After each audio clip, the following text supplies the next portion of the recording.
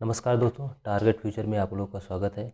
भारत के भूगोल में आज की क्लास में हम देखेंगे प्रायद्वीपी पठार।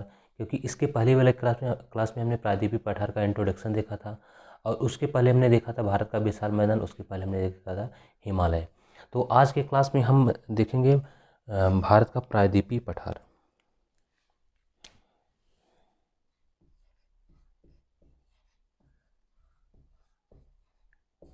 प्रायद्वीपी पठार। प्रायद्वीपी पठार को पढ़ने के लिए हमने इसको दो क्लास में बांटा है। क्योंकि तीन टॉपिक हम आज इस क्लास में पढ़ेंगे, इसके अगले वाली क्लास में हम दो तीन टॉपिक जो बचे रहेंगे उसको पढ़ेंगे। क्योंकि अगर हम एक ही क्लास में पढ़ेंगे तो क्लास लंबी हो जाएगी।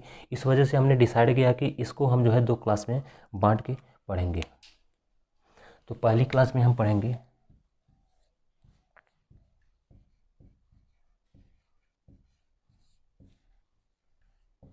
अरावली पर्वत श्रृंखला।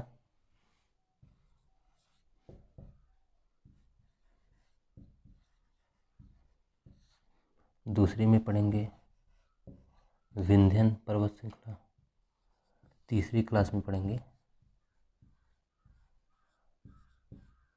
सतपुड़ा पर्वत श्रृंखला। तो आज की क्लास में हम इन तीन टॉपिक को देखेंगे। तो आइए हम देखते हैं कि अरावली पहला है अरावली पर्वत।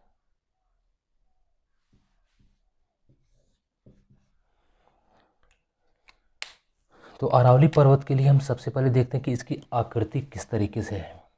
तो अरावली पर्वत की आकृति कुछ इस तरीके से है। यहाँ पे ये गुजरात से लेके गुजरात में एक जगह है पालनपुर।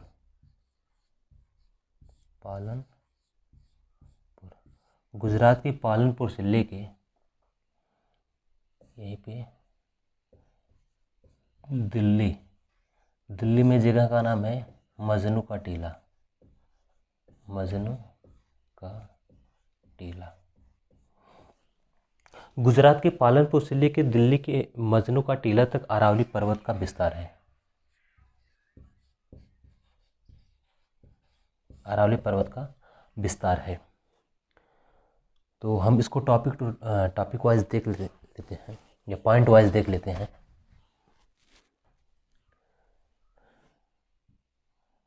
इसका विस्तार कहाँ से है? इसका विस्तार गुजरात से दिल्ली तक है।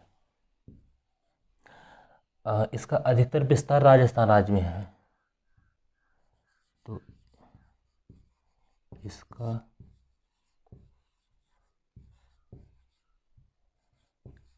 अधिकतर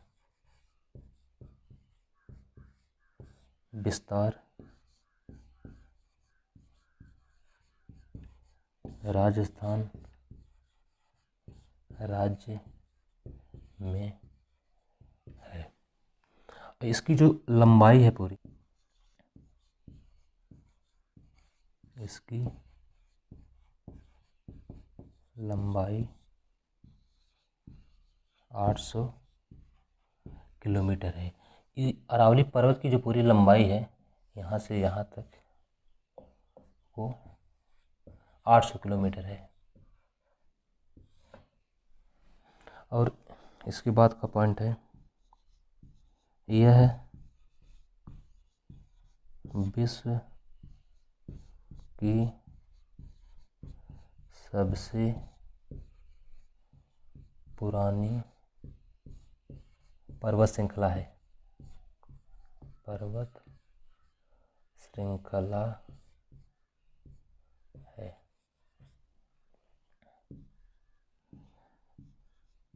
यह एक अवशिष्ट पर्वत है। अपशिष्ट पर्वत माने कि ऐसा पर्वत जो मात्र अवशेष रूप में बचा हुआ हो, यानी कि बहुत पुराना पर्वत।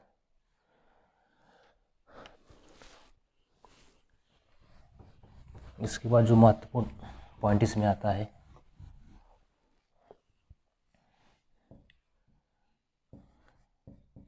बनास नदी है। बनास नदी जो इस पर्वत को पश्चिम से पूर्व की तरफ पार करती है,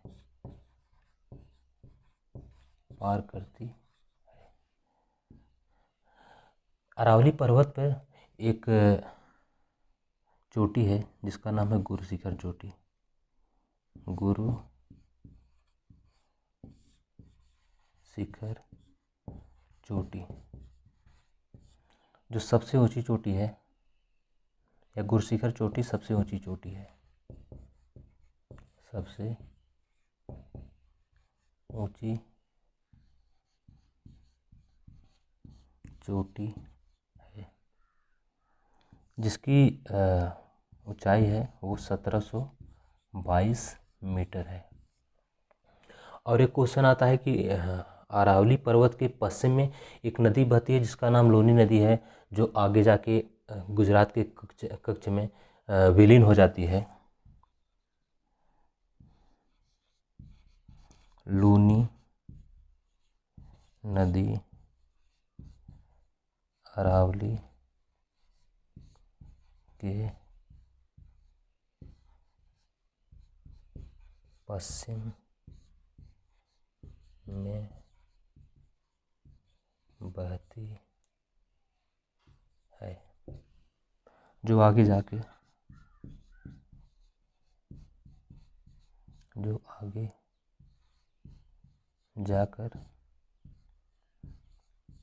गुजरात के कच्छ के रन गुजरात में लुप्त हो जाती है, लुप्त हो जाती है। बनास नदी पश्चिम से पूर्व की तरफ इसको पार करती है, यानी कि जो बनास नदी है वो अरावली पर्वत को पूरा क्रॉस करते हुए, ये पार्ट पश्चिम है, ये पूरब है, ये उत्तर है, ये दक्षिण है। तो बनास नदी यहाँ से निकल के ये सीधा जो है पश्चिम से पूरब की तरफ इस पर्वत को पूरा क्रॉस कर देती है। तो ये है बनास नदी। और जो लूनी नदी है, लूनी नदी इसके पश्चिम में बहते हुए गुजरात के कच्छ में विलीन हो जाती है या लुप्त हो जाती है। तो ये है लूनी नदी। और यहीं पे एक चोटी है, गुरशिखर चोटी है यहाँ पे, जिसकी ऊंचाई 1722 मीटर है।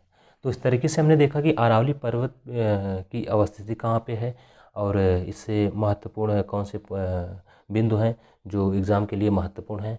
अब इसके बाद हम देखेंगे विंध्य पर्वत श्रृंखला।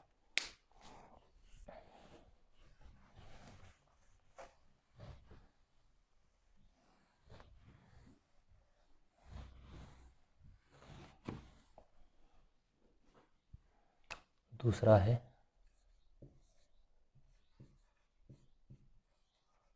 विंध्य पर्वत।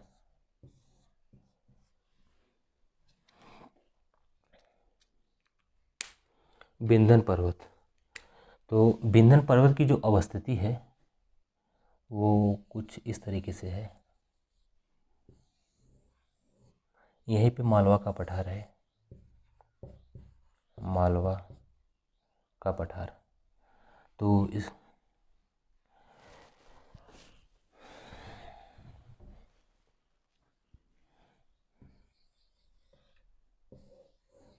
ये विंध्य पर्वत हो गया, विंध्य पर्वत। अब इसके उत्तर में मालवा का पठार है और इसके दक्षिण में नर्मदा नदी निकलती है, नर्मदा नदी। ये है नर्मदा नदी, नर्मदा नदी। और इसके नर्मदा नदी के दक्षिण में सतपुड़ा पर्वत है। ये है सतपुड़ा पर्वत,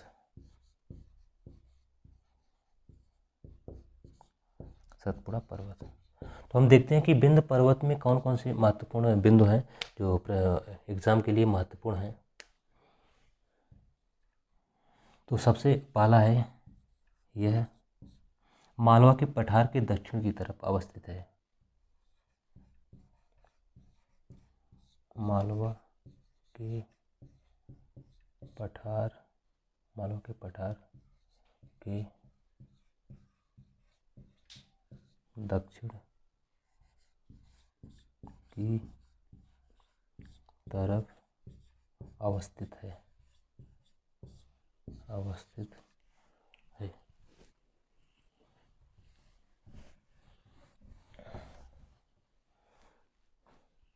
इसके बाद मालवा के दक्षिण की तरफ अवस्थित है। अब इसके बाद जो महत्वपूर्ण है, उसमें दो चोटियाँ आई, दो पहाड़ियाँ हैं छोटी छोटी, जो इस आकृति में हैं, जिनको हम, पहली है भांडेर की पहाड़ी, भांडेर पहाड़ी, भांडेर पहाड़ी, और दूसरी है कैमूर पहाड़ी। भांडेर की पहाड़ी की स्थिति इस आकृति में है और इसी के जस्ट बगल में यानी कि इसके पूर्व में कैमूर की पहाड़ी स्थित है। और विंध्य पर्वत का जो अधिकतर हिस्सा है, विंध्य पर्वत का अधिकतर हिस्सा मध्य प्रदेश में आता है। हिस्सा मध्य प्रदेश राज्य में आता है। ये थे महत्वपूर्ण बिंदु जो विंध्य पर्वत से संबंधित थे। अब इसके बाद हम देखेंगे सतपुड़ा पर्वत श्रेणी, जो प्रायद्वीपीय पठार में तीसरा टॉपिक है, वो है सतपुड़ा पर्वत श्रेणी।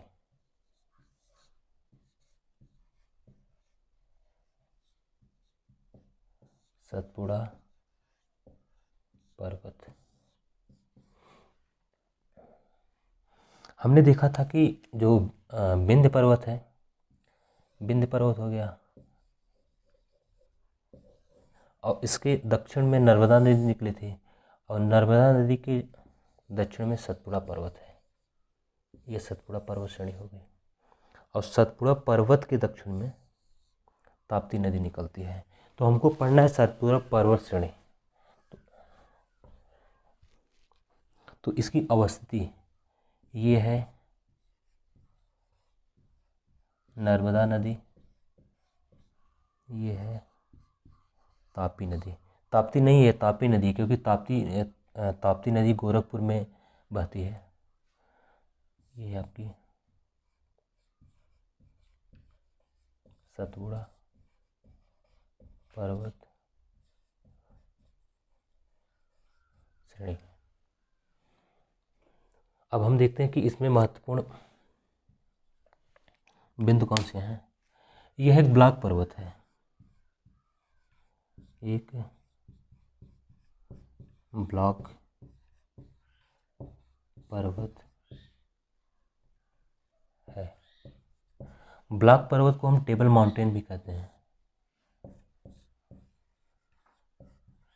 टेबल माउंटेन भी कहते हैं। अब हम देखते हैं ब्लॉक पर्वत क्या है। ब्लॉक पर्वत हो गया, ये ब्लॉक पर्वत को हम समझते हैं कि ब्लॉक पर्वत क्या है। ब्लॉक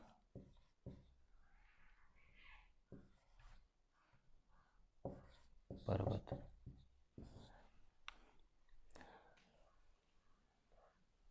ब्लॉक पर्वत से मतलब ऐसे पर्वत से है जो पर्वत जो, क्योंकि हम इसको टेबल माउंटेन कहते हैं, तो इसकी आकृति इस पर्वत की कुछ इस तरीके से होगी। क्योंकि यहाँ भी बड़ी खाई होगी, इधर भी बड़ी खाई होगी, तो वो जो उसकी आकृति होगी वो टेबल के आकार की होती है, तो जिसको हम टेबल माउंटेन या ब्लैक पर्वत के नाम से जानते हैं। तो हम देखते हैं इसकी आकृति टेबल माउंटेन से क्यों है, क्योंकि एक तरफ तो यहाँ पे तापी नदी है जो घाटी में बहती है या भ्रंश में बहती है, इधर नर्मदा नदी है, और दोनों के बीच में एक टेबल की आकृति का पर्वत है जिसको हम सतपुड़ा पर्वत के नाम से जानते हैं।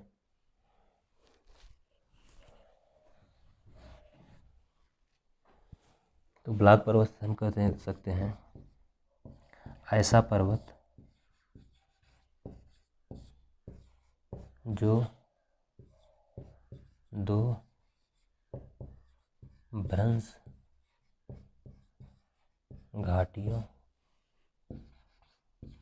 के बीच में अवस्थित हो, बीच में अवस्थित हो।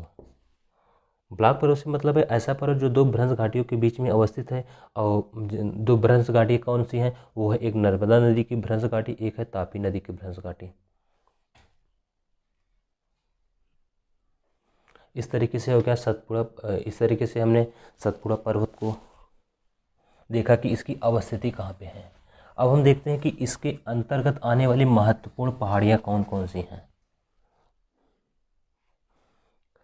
तो ये पूरा सतपुड़ा पर्वत हो गया,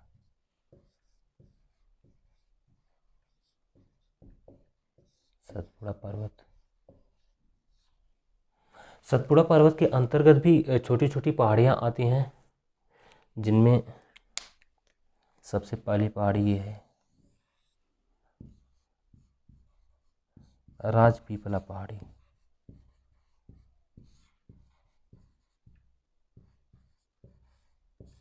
राजपीपला पहाड़ी, राजपीपला के बाद की जो पहाड़ी है वो है महादेव पहाड़ी। महादेव पहाड़ी, महादेव पहाड़ी के बाद यहाँ पे एक पहाड़ी है मैकाल पहाड़ी। राजपीपला पहाड़ी, महादेव पहाड़ी और मैकाल पहाड़ी में ही एक चोटी है,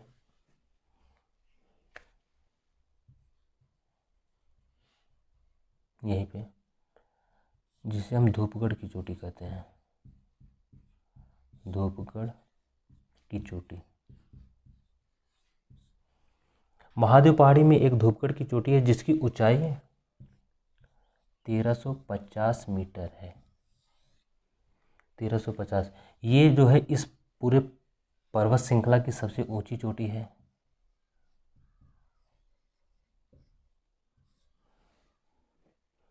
और उसके बाद आ जाता है मैकाल पर्वत। तो मैकाल पर्वत ये मध्य प्रदेश इधर हो गया, इसके इधर जो छत्तीसगढ़ हो गया। मैकाल पर्वत मध्य प्रदेश छत्तीसगढ़ का बॉर्डर बनाता है।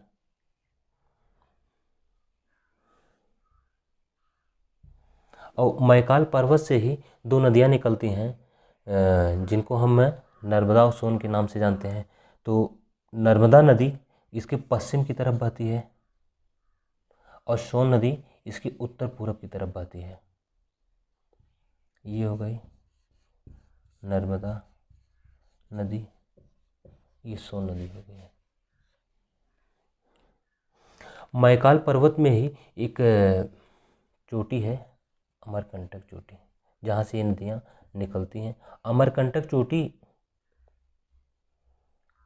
की जो आकृति है वो उस आकृति के कारण ही इसको मध्य प्रदेश का चेरापूंजी कहते हैं। इसे एमपी का चेरापूंजी कहते हैं। चेरापूंजी कहने के पीछे कॉन्सेप्ट ये है कि यहाँ पे इस क्षेत्र में सबसे अधिक वर्षा होती है, क्योंकि इस पहाड़ी की आकृति ही इस तरीके से है कि यहाँ पे जो बादल जाते हैं वो टकरा के यहाँ पे वर्षा अधिक से अधिक कराते हैं।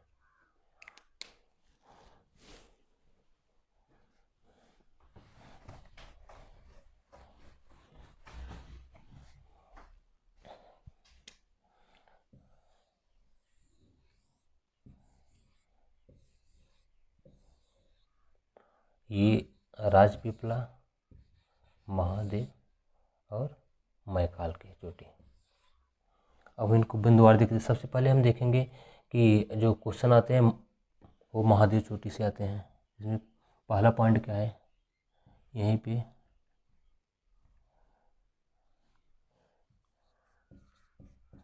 महादेव पहाड़ी,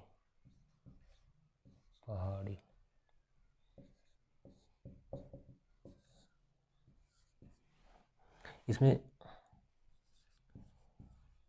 इस पहाड़ी पर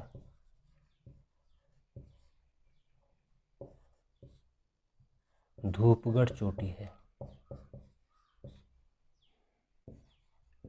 जो यहाँ की सबसे ऊंची चोटी है, ऊंची चोटी है, जिसकी ऊंचाई 1350 मीटर है, 1350 मीटर है। और इसी चोटी पे ये चोटी जो है पंचमढ़ी क्षेत्र में है। पंचमढ़ी स्थान का नाम है पंचमढ़ी पर यह चोटी है, जो पर्यटक की दृष्टि से महत्वपूर्ण स्थान है, चोटी है। अब इसके बाद जो जहाँ से अधिक क्वेश्चन पूछे जाते हैं वो है मैकाल पर्वत श्रृंखला या मैकाल पर्वत चोटी। मैकाल पर्वत श्रृंखला,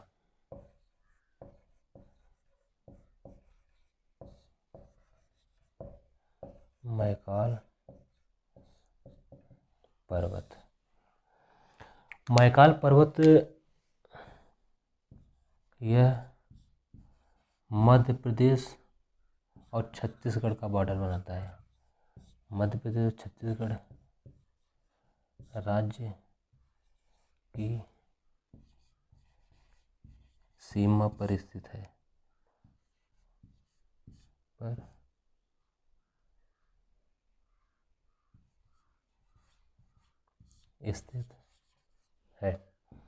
यहाँ से यहीं पे एक इसी पर्वत पे,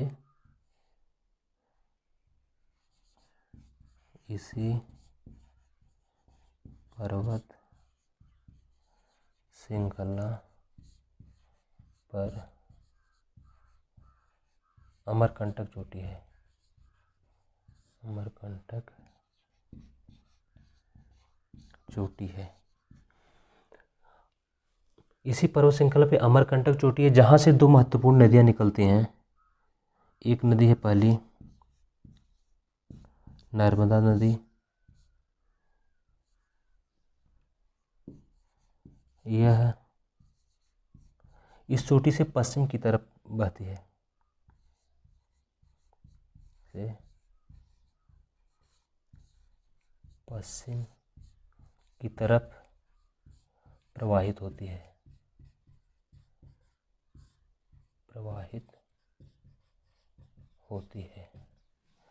और दूसरी नदी महत्वपूर्ण है, वो है सोन नदी।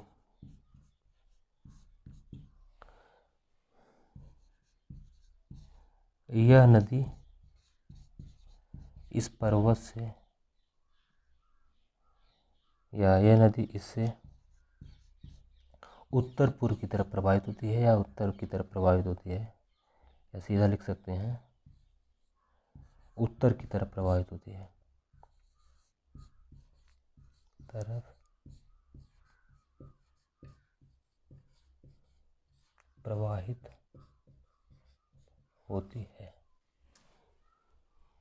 अब अमरकंटक चोटी पर को ही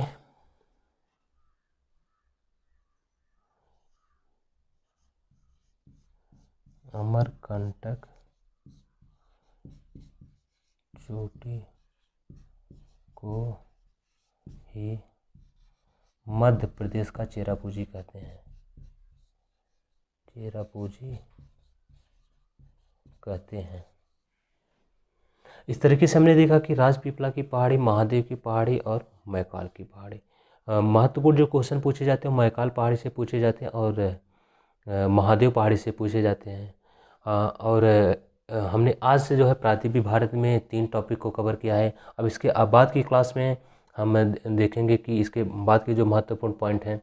और इस तरीके से हमने जो है आज की क्लास इस तरीके से हम आज की क्लास यहीं समाप्त करते हैं। चैनल को अधिक से अधिक लाइक करें और सब्सक्राइब करें, जिससे जो है भारत का भूगोल का अधिक से अधिक लाभ मिल सके। इसी के साथ आज की क्लास यहीं समाप्त होती है। धन्यवाद।